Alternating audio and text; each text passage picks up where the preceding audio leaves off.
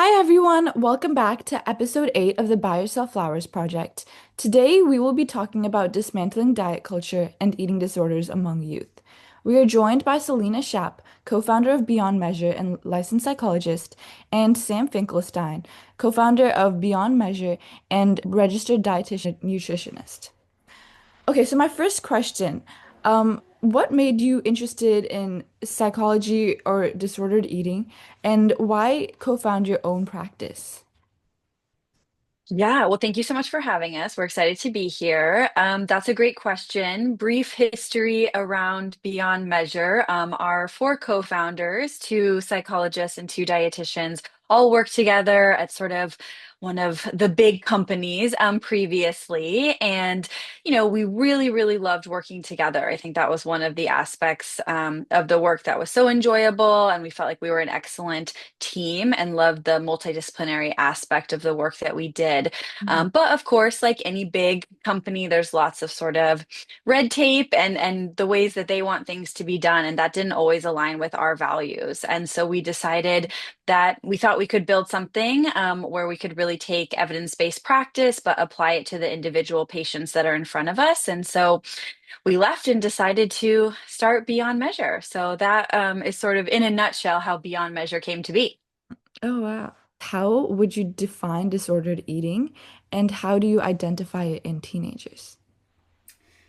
Yeah, it can be a little bit tricky to define disordered eating. We live in this diet culture, and so there are so many messages about food and bodies all around us. And unfortunately, because of those messages, so many people do engage in disordered eating, which we often think about as could be restricting our eating or engaging in exercise to control how your body looks. Or for some people, they may be engaging in disordered eating and it may not be as much about how their body looks or about body size, but might be about sort of trying to achieve this, quote, perfect kind of definition of health or eat in a sort of like extreme healthy way. Mhm. You don't have to meet criteria for an eating disorder to really be impacted by these behaviors and thoughts.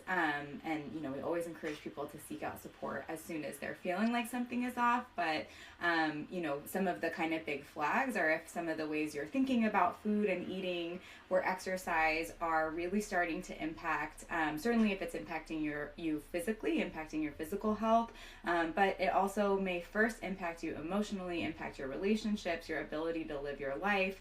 I would say those are some of the kind of big flags that it's maybe time to get some support. Okay, yeah, that makes a lot of sense. Can you guys explain the core philosophy behind Beyond Measure's approach to eating disorders, particularly its commitment to weight inclusive care and the health at every size principles?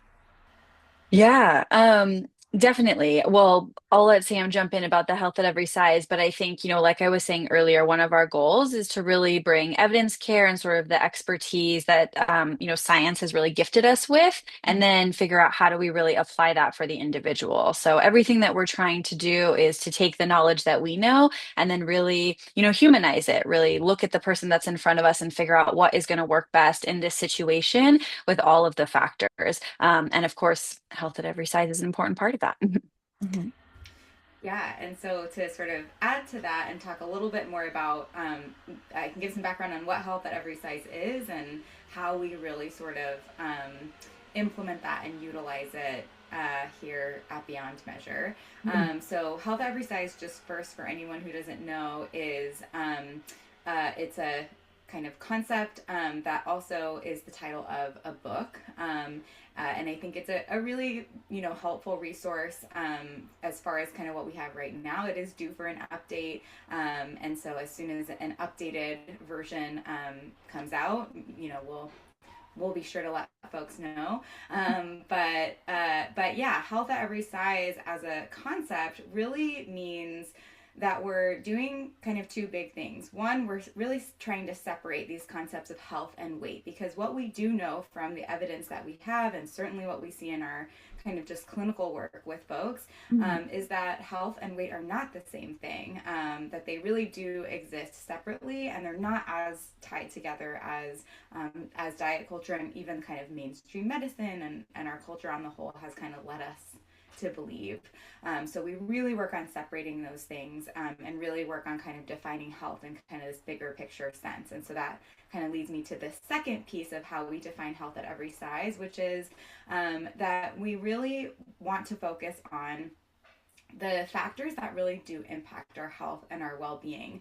So often what that looks like in our work with people is focusing on behaviors, patterns, thoughts, and all of those really impactful things when it comes to eating and kind of health and well-being in our bodies, rather than using weight as sort of this stand-in, where if weight is going up, that's bad. If weight is going down, that's good. Or sometimes in eating disorder treatment, I think we almost hear it like the opposite when someone is needing to maybe restore weight, like if as long as weight is going up or has gone up, everything is fine, when in reality there's often a lot to look at. And so I think that's really what's at the core of health at every size, is that we're not ever boiling someone's health down to just what the number on the scale is saying for any reason or another. It's really kind of zooming out and taking that big picture approach. Mhm. Um, how do trauma, anxiety, perfectionism, or social media influence disordered eating in youth? Yeah, so this is a big question. I would say it's so rare. I mean, I've been doing this work for a while, and I can probably count on one hand the amount of times that I've seen someone with sort of an eating disorder as their sole diagnosis. I think often we see comorbidities, like the ones that you've listed, certainly trauma, anxiety, depression, substance use, right? Lots of perfectionism, absolutely, and stress. So it's really, really common to have those sort of overlapping. And one of the things that we can see is sometimes eating disorder or disordered eating behaviors can really be sort of serving as like a coping tool, a way to sort of manage or control certain things, or maybe other emotional aspects like anxiety and depression that feel out of control to that individual. So it's really important, of course, to address the eating disorder, but it's also really important to make sure that whatever the eating disorder is sort of being used for, that we're building more coping skills, that we are adding in things to sort of fill that hole that we create when we start to remove the eating disorder. So it's a complex relationship, and I think it's really always important to be looking at the big picture. Again, that comes back to that idea of individualizing care and really looking at the individual in front of us and understanding what is it that they need. And that's part of the reason, we do more than just eating disorder work at Beyond Measure. A lot of these things that we're talking about, trauma, anxiety, depression, perfectionism, are also things that we treat alone, even if someone didn't have an eating disorder. And I think being able to have that knowledge is really important, because they come together so often. And we need to make sure that we really are treating all of sort of the aspects. So very important. And then maybe we can talk about social media as sort of a separate beast in and of itself. I mean, certainly the research that's coming out is showing that social media is detrimental to body image and honestly overall mental well-being. So I think that's out there. That being said, I think we all know social media isn't going anywhere. It's not likely to disappear tomorrow. So I think it's about thinking critically.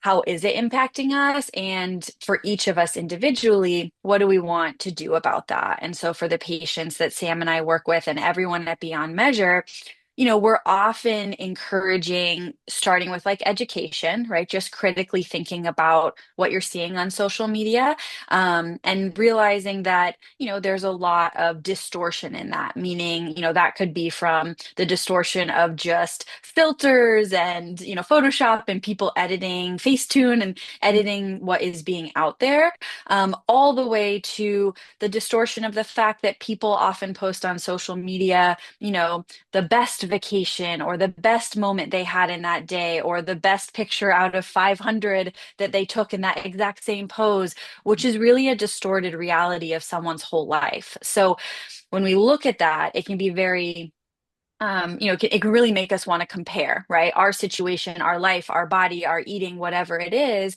to what we're seeing. And it's really important to pause and remind ourselves that, that's really sort of an unrealistic view of somebody's life in many ways. So I think that's the first really important thing. And then I think it's important from there to kind of start to think about and really reflect on how it's making you feel as an individual. So that's one of the things I'm often working with my individual patients on is thinking, okay, when you get off of, TikTok or Instagram or whatever it is, how do you feel, right? Do you feel anxious? Do you feel sad? Do you feel good? Do you feel good about your body, about yourself? Do you feel like you need to go do something to change your body or eating, right? What is the sort of way that it is impacting you? And that often is a really good marker of, okay, might we need to do some things differently? And that can look like reducing time on social media. That can look like taking a social media break just to get a breather and kind of see how it feels for you. Mhm. And that can look like kind of cleaning up your social media. Maybe, who are the people that you're following or the accounts you're following that you're realizing, you know what, this messaging isn't making me feel good and I want to unfollow these folks. And then similarly, there are certainly people out there that are putting, just like wonderful body positive, food positive messages out there. So how could we make sure that we're following those folks as well? So I think it's a complicated interaction with the social media world, but it definitely, is impactful. Thank you so much for that answer. You mentioned that sometimes eating disorders can sort of be used as a coping mechanism in like larger, more intricate situation. Like what type of coping mechanisms do you sometimes recommend to fill that hole, like after they started working on it? Yeah, such a good question. I think, again, like you're alluding to, it sort of depends on maybe what they're needing coping skills for. And of Mhm. course, if there are like specific issues around like something diagnosable, like depression or anxiety or trauma, we would want folks to get support for those individual things and make sure that they're getting the coping skills that really, map onto that. But in general, of course, there are some like really good things that we can think about doing. Certainly, sort of things that are in sort of what I would say is kind of like our mindfulness realm. Mhm. So, things like mindfulness practices, meditation practices, all the way just to like deep breathing practices. So, really working on sort of being able to relax our body and our minds can be incredibly impactful. And that can kind of extend all the way to different like grounding practices, things that maybe like when we're feeling really stressed, or maybe we're being triggered by something related to a trauma that we experienced. Often that sort of makes our emotions flare. It makes us feel like we're sort of maybe stepping away from reality. It can make us feel very sort of heightened and out of control. And often what we need to do is sort of ground ourselves, our body and our mind back to the present moment to help ourselves realize that, that trauma isn't happening right now, that, we will survive this stressor or whatever is coming up. And so that can certainly be things that like map onto your senses, right? So kind of what are different things that you can see? What are things you can hear, things you can smell, things you can touch, right? Things that help you physically ground back into the moment. Mhm. So that's a very brief overview of obviously like a huge batch of coping skills, which Yeah. again, I would say is in sort of our like relaxation and mindfulness. And Mhm. I would say another really big batch that we talk about, and again, I'm kind of doing generalities here, but would be sort of our cognitive coping skills. So a lot of times, our thoughts are incredibly powerful. But the interesting thing about the way we think is that they're not facts, right? Our thoughts could be influenced by so many things, our own experiences, messaging that we've gotten from different places, just like we were talking about diet culture messages earlier. Mhm. Um, all of these things. And so those thoughts impact how we feel and then how we behave. And so it can be very, very impactful to start to take a look at what are your thinking patterns when you're feeling really anxious and nervous. What kind of thoughts are coming up? Often we notice there maybe worst case scenario thoughts. Everything is Mhm. going to be, horrible or not work out. I'll never be able to do this or that thing, right? There's sort of these all or nothing type thinkings. And so it can be really helpful to start to notice those patterns and to start to figure out about how do we challenge those thoughts? How do we bring thoughts in that are one, certainly more like realistic? So really trying to bring in some facts, like what do we actually know? What can we actually say here as a true fact versus things that we actually don't know or can't know? And then the other one is thoughts that are more helpful, right? Things that are sort of these coping thoughts that continue to, empower us and help us to move forward. So those are just a few to give examples of some different buckets that we'll often be like working in. Hmm. Can you guys think of any maybe misconceptions about eating disorders? Yes, we absolutely can. There are a lot of them out there. Hmm. I think the first one that comes to mind is the idea that eating disorders have like a look. Hmm. The truth is, eating disorders can impact anyone in any size body, including restrictive eating disorders. So I know we often hear people feel that someone can't have an eating disorder because maybe they're in a larger body, Hmm. and or that if someone is in a larger body and they say they have an eating disorder, there might be assumptions that are made about what that eating disorder looks like, or that it can't be restrictive. Hmm. When in reality, yeah, those restrictive eating disorders impact people across the size spectrum. Hmm. I think sort of related to that, I think another kind of pervasive myth is sort of the idea that like the severity of an eating disorder is correlated with the size of somebody's body. So that like if somebody is in a larger body or is sort of in like a quote average size body, that maybe their eating disorder is not that severe. That eating disorders are not severe unless someone is like classified as underweight, or looks incredibly thin. And the reality is, again, eating disorders impact people across the size spectrum, Hmm. and severity can really happen across the size spectrum. Not only that, but medical instability and all of that is not necessarily inherently related to the size of somebody's body. But also, just a little plug, that most people with eating disorders are actually medically stable too. So even if someone listening to this and thinking, oh, I've been told I have an eating disorder, but I went to the doctor and the doctor said everything looked okay, Hmm. that doesn't inherently mean that everything is actually okay, right? Kind of goes back to what we were talking about with a health at every size approach, where we really want to look at that big picture. And so, again, if your eating is impacting your relationships, your emotions, your ability to kind of live your life, that really is can be something just as severe as something that is medically concerning. Plus, with eating disorders, things can become medically concerning really at any point. And so sometimes we're kind of teetering and things look okay, but could change at any time. So I think that's another myth. And I think the last one I'll mention is just the idea or perception that eating disorders maybe only kind of impact like thin, affluent white girls and women. And in reality, again, eating disorders impact everybody. They really do not discriminate, just like diet culture does not discriminate. Diet culture may come at folks in different groups sort of from different angles. And I feel like we used to say some groups may be impacted more than others, but I think the more we're around and do this work, the more I think no one kind of gets out unscathed. Really, everybody is so impacted. So I think that's another big one. Leading off of that answer, how do you approach intuitive eating with a teenager that has been entrenched in diet culture?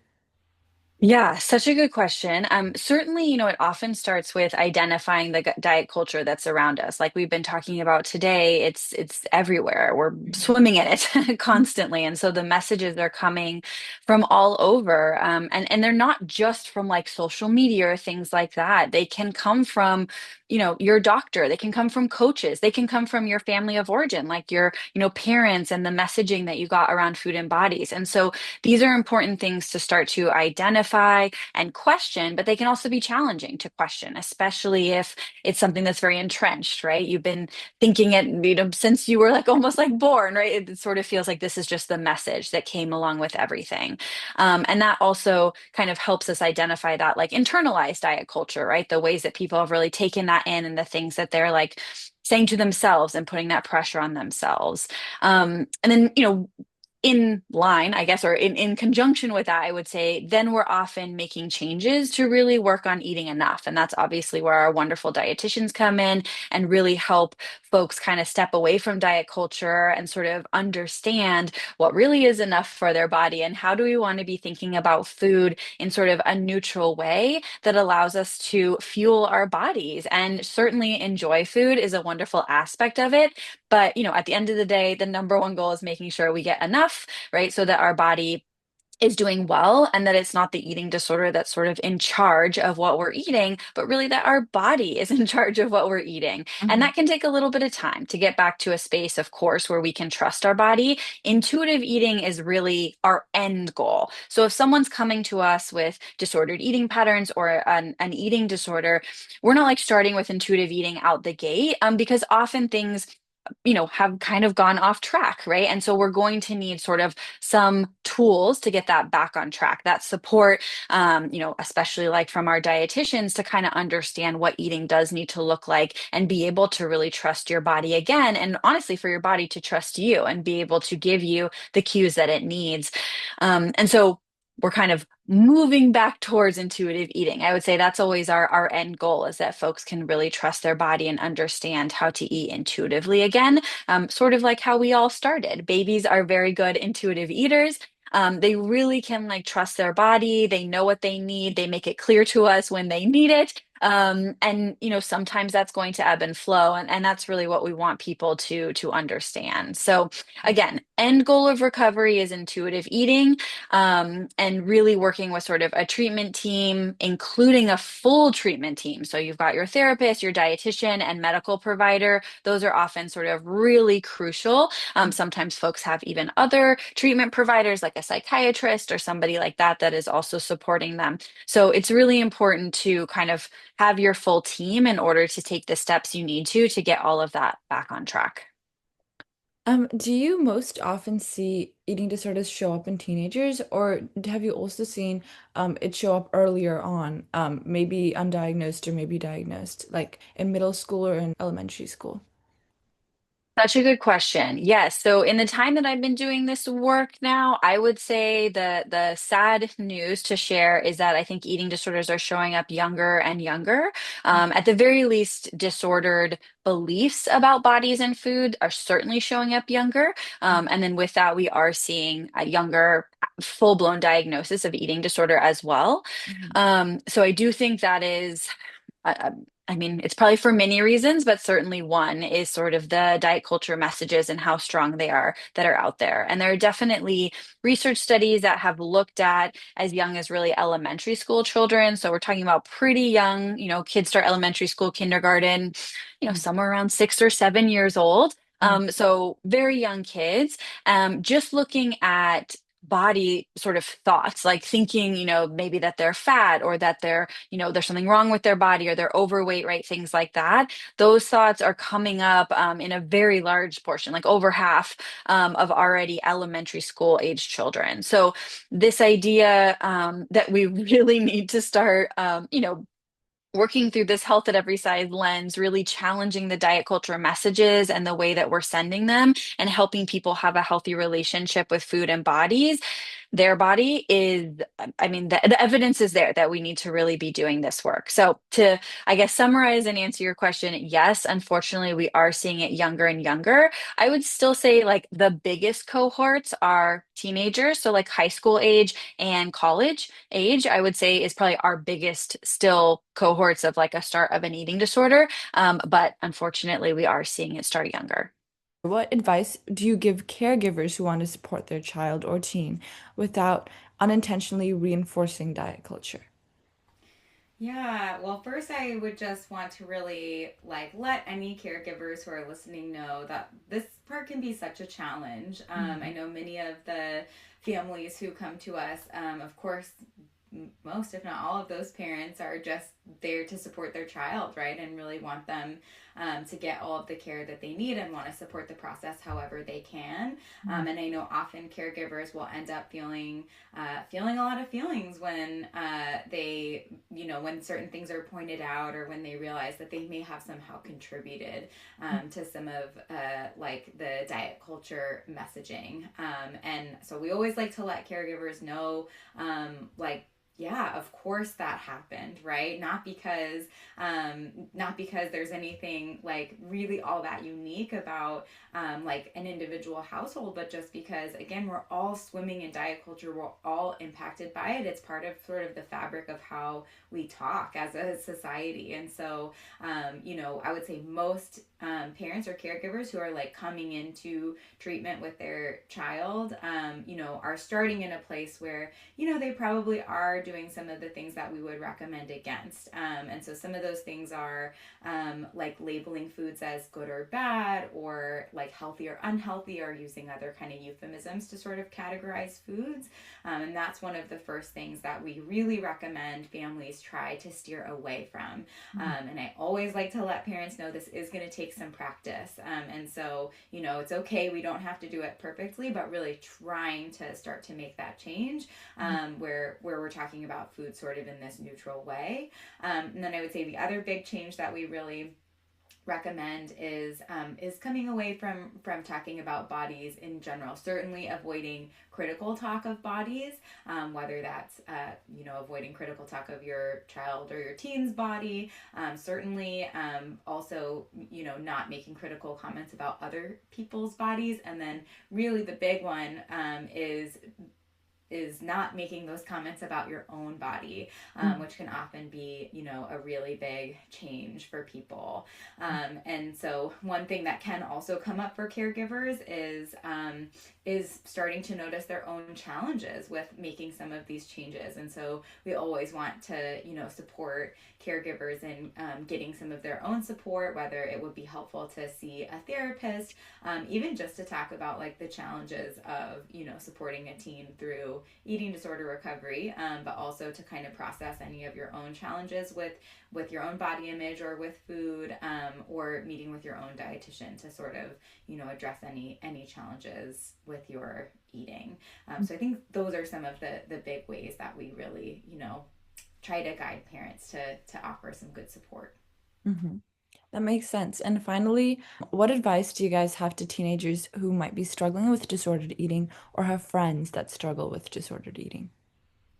Yeah, so hopefully with everything we've talked about today, we've made it clear like this is really so common. Even if someone's not, having a diagnosed eating disorder, having disordered behaviors or even disordered thoughts or negative thoughts about your body or food or your relationship with your body or food is really common. Again, because of sort of the society we live in and the diet culture messages. So, similar to what Sam was just recommending for caregivers, we really often recommend to teens starting to reflect on some of these ideas and biases that you may have, and changing some of that messaging that you have coming in. We talked earlier, right? That could be about like tuning into your social media feed and starting to like unfollow certain accounts that send you those diet culture messages, Mhm. and following more helpful accounts that maybe are sending messages that make you feel more like food neutrality, make you feel like, body neutrality or positivity.